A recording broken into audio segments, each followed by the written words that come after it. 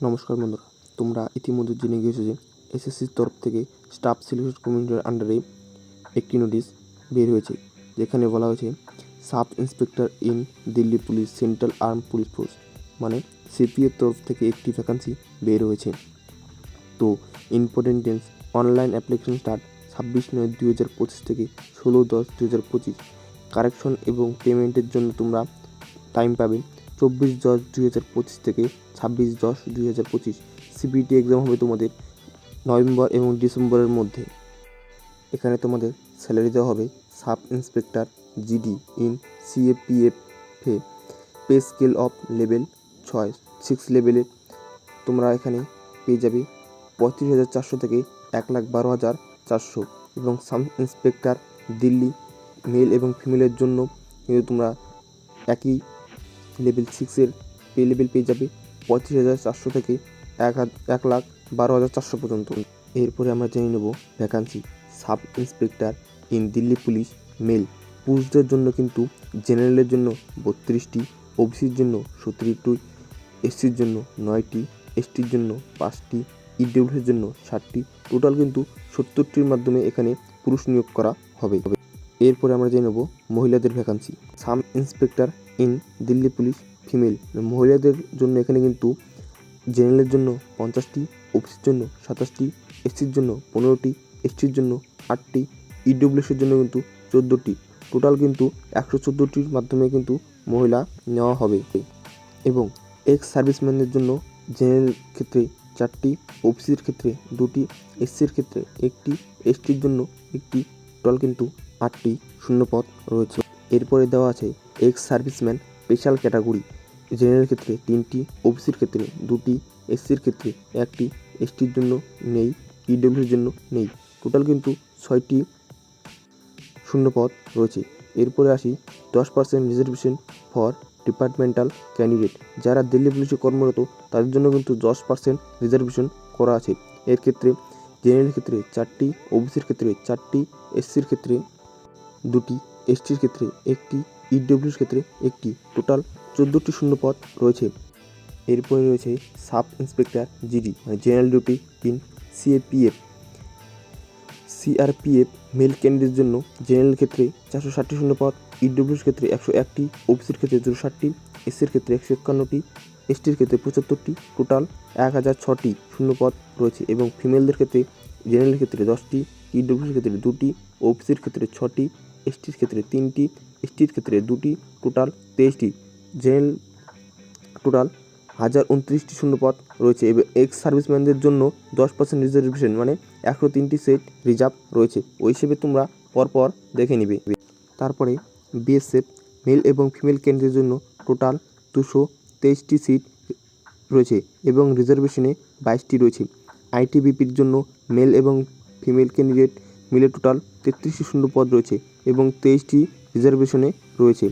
সিআইএসএফে mail এবং female ক্যান্ডিডেটের জন্য 1294টি শূন্যপদ রয়েছে এবং 130টি শূন্যপদ রিজার্ভেশন রাখা আছে।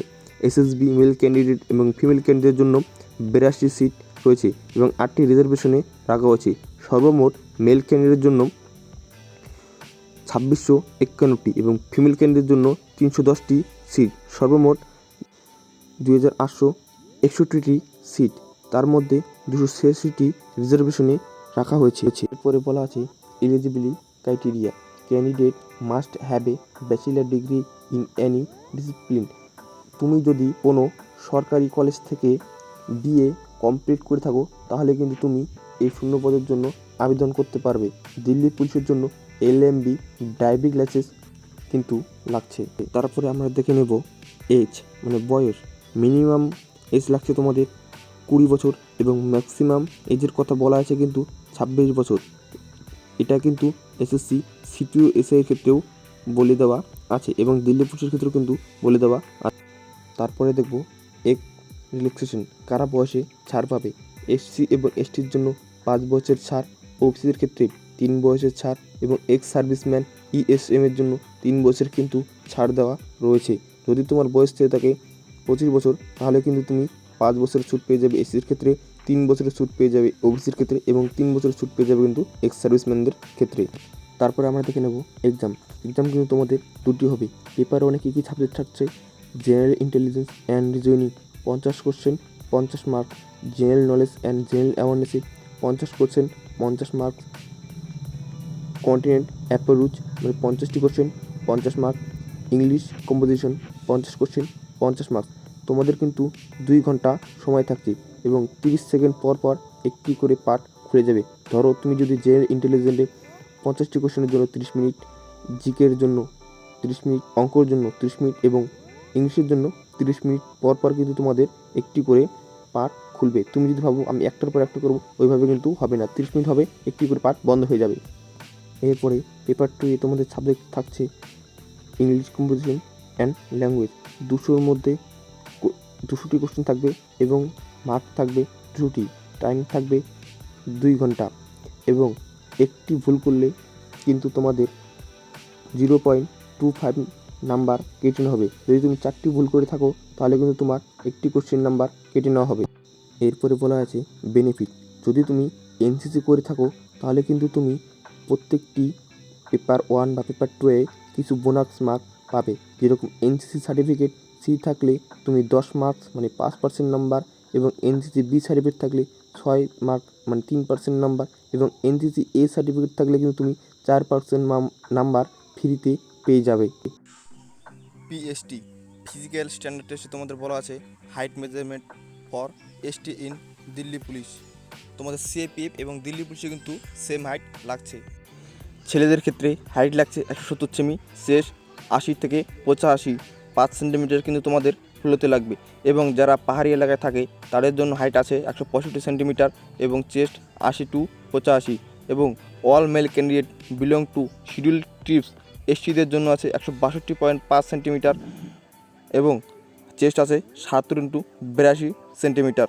এখানে কিন্তু হাইটে কোনো ছাড় নেই বাকি যারা জেনারেল কাস্টে তাদের জন্য। তারপরে বলা আছে PET physical efficiency test for all post. ছেলেদের ক্ষেত্রে 100 মিটার রেস ইন 16 সেকেন্ডের মধ্যে পূরণ করতে লাগবে বা 1600 মিটার 6x5 মিটারের মধ্যে কিন্তু তোমাদের পূরণ করতে লাগবে। লং জাম্প আছে 3x65 মিটার ইন 3বার চান্স কিন্তু তোমাদের সুযোগ দেওয়া হবে এবং হাই জাম্পে 1.2 মিটার, এটাতে কিন্তু তোমরা 3বার চান্স পাবে। Shot put 16 laps 4.5 metre in 3 chance মানে 3বার তোমাদের কিন্তু সুযোগ দেওয়া হচ্ছে। মহিলাদের ক্ষেত্রে থাকছে 100 metre race in 18 second, 800 metre race in 4 minute, long jump 2.7 metre in 3 chance. তুমি কিন্তু লং জাম্পে 2.7 মিটারের জন্য কিন্তু 3বার চান্স পাবে। যদি প্রথমবার তুমি ফেল করে যাও পরে আরও 2বার চান্স পাবে। হাই জাম্প কিন্তু এখানে থাকছে 0.9 মিটার ইন 3 চান্স। 0.9 মিটার কিন্তু তোমাদের এখানে দিতে লাগবে মানে 1 মিটারও না। মহিলাদের ক্ষেত্রে কিন্তু শর্ট পুট থাকছে না। এরপরে আছে পোস্ট পারফরম্যান্স বা কোড।